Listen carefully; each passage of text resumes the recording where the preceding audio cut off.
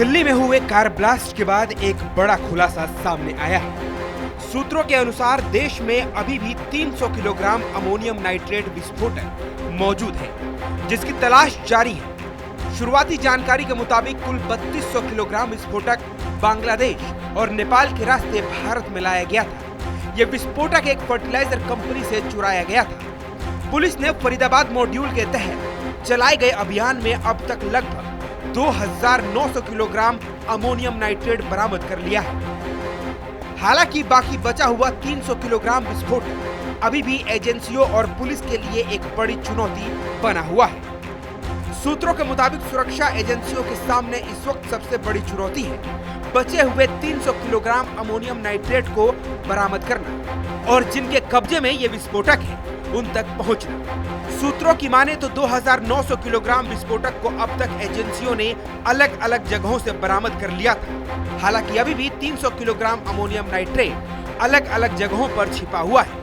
यानी अभी भी खतरा पूरी तरह से खत्म नहीं हुआ है। देश के कई हिस्सों में जो रेड चल रही है उसमें एक बड़ा एजेंडा ये भी है। यहाँ आप ये भी जान लीजिए कि अगर 300 किलो विस्फोटक फटा तो क्या होगा, अमोनियम नाइट्रेट होता क्या है और इससे कितनी तबाही मचाई जा सकती है। यह बहुत ही खतरनाक रासायनिक पदार्थ होता है। 300 किलोग्राम अमोनियम नाइट्रेट का धमाका 100 मीटर के दायरे में भारी तबाही मचा सकता है। अगर इसे डीजल जैसे ईंधन के साथ मिलाया जाए, यह 140 किलोग्राम टीएनटी के बराबर ऊर्जा पैदा करता है।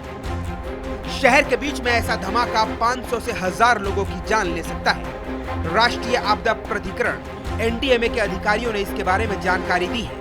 उनका कहना है कि इस रसायन को सुरक्षित गोदामों में रखना जरूरी है। लापरवाही हुई तो 2020 के बेरूत ब्लास्ट जैसी त्रासदी दोहराई जा सकती है। यहाँ पर आप ये भी जान लीजिए कि आखिर क्या था बेरूत ब्लास्ट।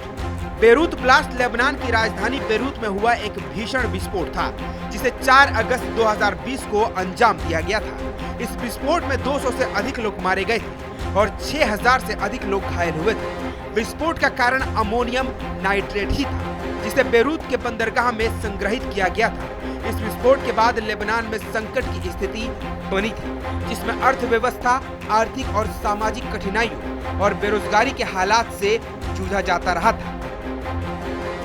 यहाँ पर यह भी जान लीजिए कि आखिर इतनी भारी मात्रा में ये विस्फोटक यानी अमोनियम नाइट्रेट भारत में आया कैसे। सूत्रों से मिली जानकारी के मुताबिक गिरफ्तार आतंकियों तक ये विस्फोटक बांग्लादेश के रास्ते नेपाल और फिर भारत आया था। आतंकियों द्वारा किसी फर्टिलाइजर से ये अमोनियम नाइट्रेट चोरी किया गया था।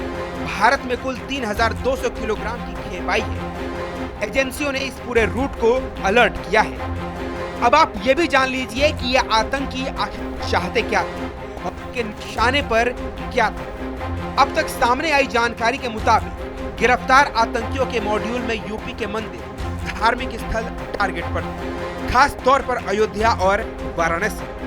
आतंकी अयोध्या में भी विस्फोट करना चाहते थे। इसके लिए गिरफ्तार हो चुकी शाहीन ने अयोध्या के स्लीपर मॉड्यूल को एक्टिवेट भी कर रखा था। इसके अलावा Lal Qila, India Gate, Constitution Club, Gauri Shankar मंदिर, प्रमुख रेलवे स्टेशन और शॉपिंग मॉल्स भी इनके निशाने पर थे।